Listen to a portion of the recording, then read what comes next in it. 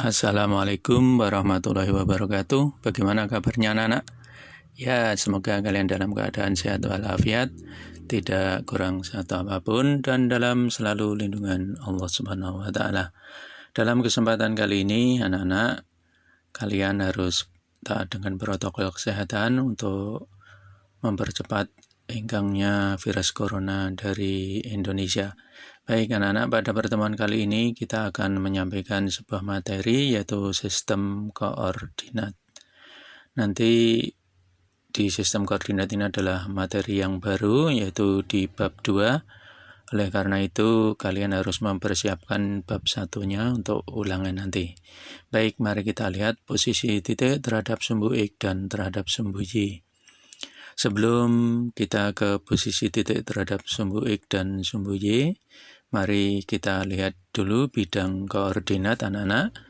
Bidang koordinat nanti dibagi menjadi dua sumbu, yaitu ada sumbu X yang mendatar dan ada sumbu Y yang vertikal atau tegak. Ya, nanti kalian ketemu itu. Sumbu X dan sumbu Y ada pertemuan di tengah-tengah, di sana nanti letaknya 0. Kemudian ada raga kanan, itu nanti bernilai positif, ke kiri bernilai negatif, ke atas bernilai positif, dan ke bawah bernilai negatif. Nanti untuk bilangan-bilangan meletakkan pada sumbunya seperti itu. Itu hanya untuk membedakan saja anak-anak. Jadi yang ke kanan bernilai positif, ke kiri negatif, ke atas positif, ke bawah negatif. Baik, mari kita lihat. Di sana ada titik A, koordinatnya 3,4 ya. Koordinat nanti ada istilah koordinat, tapi nanti kita jelaskan belakang. Nah, bagaimana menyebutkan posisi titik terhadap sumbu X dan sumbu Y? Kita lihat angka 3 atau bilangan 3 itu berjarak berapa?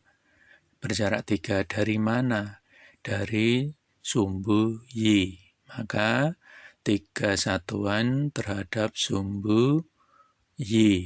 Itu untuk 3-nya. Nah, bagaimana dengan 4? Ya, 4 itu berjarak terhadap siapa? Terhadap sumbu X. Berarti 4 satuan. Ya, nanti kita tulis 4 satuan. Langkah pertama harus terhadap sumbu Y. Langkah kedua terhadap sumbu X. Berarti 4 satuan terhadap sumbu X. Ya, itu untuk 4-nya. Sekarang saya punya titik yang lain, yaitu titiknya negatif 4,2. Negatif 4,2. Bagaimana anak-anak untuk menyebutkannya? Kalian harus mengingat kembali bahwa yang harus kita lakukan pertama terhadap sumbu Y. Berarti 4 satuan ya terhadap sumbu Y. 4 satuan terhadap sumbu Y. Ya. Sumbu Y. Nah, kemudian 2 satuannya, langkah keduanya ya. 2 satuannya terhadap sumbu X ya. Langkah kedua itu ya. Langkah pertama terhadap sumbu Y, langkah kedua terhadap sumbu X. Berarti kalau 2 begitu, 2 satuan terhadap sumbu X. Ya, gitu. Nah, kenapa negatif 4 di situ menjadi 4? Karena itu berkaitan dengan jarak. Kalau jarak itu bernilai positif. Nah, ini ya, Nana. Jadi, nanti di dalam koordinat nanti ketemu tanda negatif pun di dalam jarak nanti kita menyebutnya menjadi positif seperti C. Ya, koordinat negatif 3, negatif 3. Di situ langkah pertama adalah terhadap sumbu Y. Ya, berarti 3 satuan terhadap sumbu Y. Ya, oke, terhadap sumbu Y. Dan 3 satuan terhadap sumbu X, langkah keduanya. Ya, ya, oke. 3 satuan terhadap sumbu X. Ya, oke. Sumbu X. Ya, itu ya. Walaupun di situ negatif 3, negatif 3, di dalam menyebutkan jarak, nanti kita selalu menggunakan nilai positif.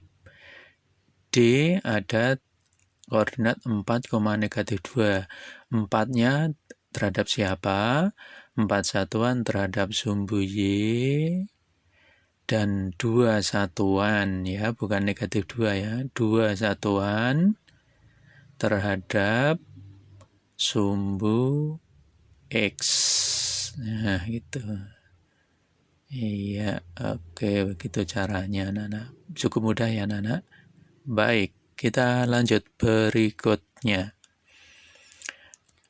Ya, nah, sebelum kita lanjut, kita buat dulu satu catatan bahwa jarak itu selalu diambil positif.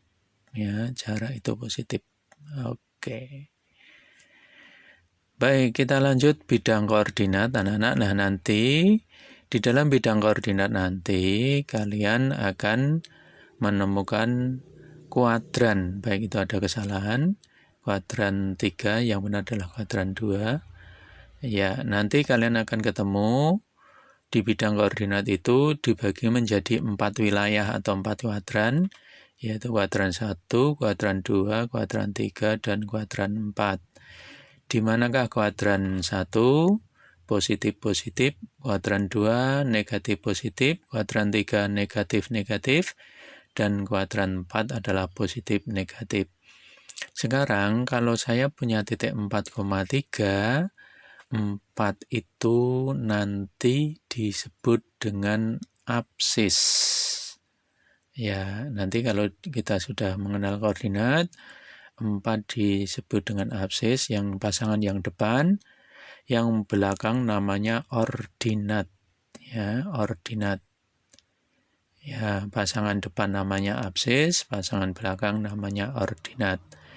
Nah, kedua-duanya ini kalau kita pasangkan absis dan ordinat ini, ya, absis dan ordinat, absis itu miliknya X, ya, koordinat X, dan ordinat itu miliknya Y atau koordinat Y.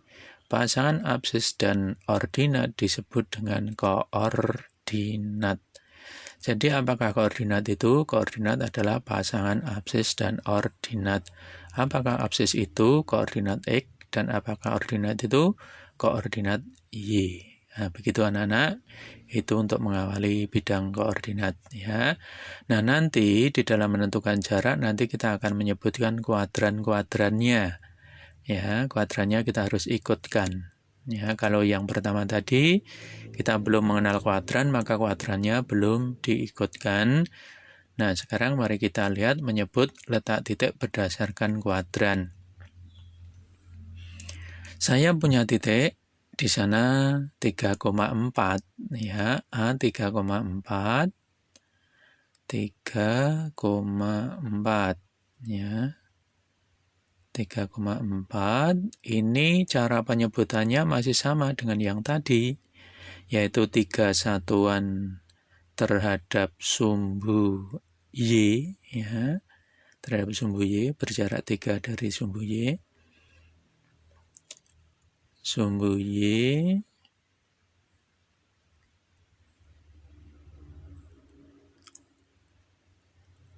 dan 4 satuan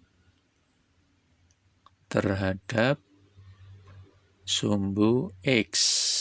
Nah, itu yang tadi pertama. Nah, sekarang karena kita mengenal kuadran, kita tuliskan dia kuadran berapa. Nah, gitu. Dia berada di kuadran 1. Nah, nanti kita menyebutkannya gunakan kuadran, ya.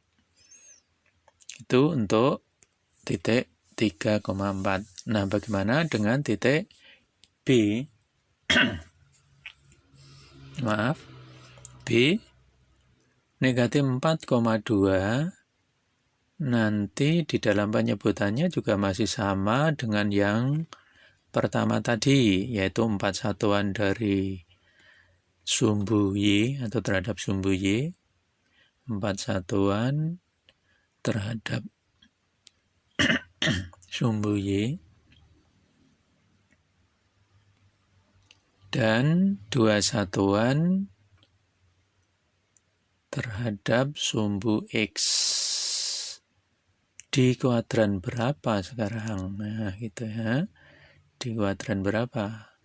Di kuadran kedua. Nah, ini sudah lebih fokus anak-anak, jadi ini tidak bisa di tempat yang lain karena sudah dikuadrankan, tempat kuadran atau diletakkan pada kuadran-kuadrannya atau wilayah-wilayahnya.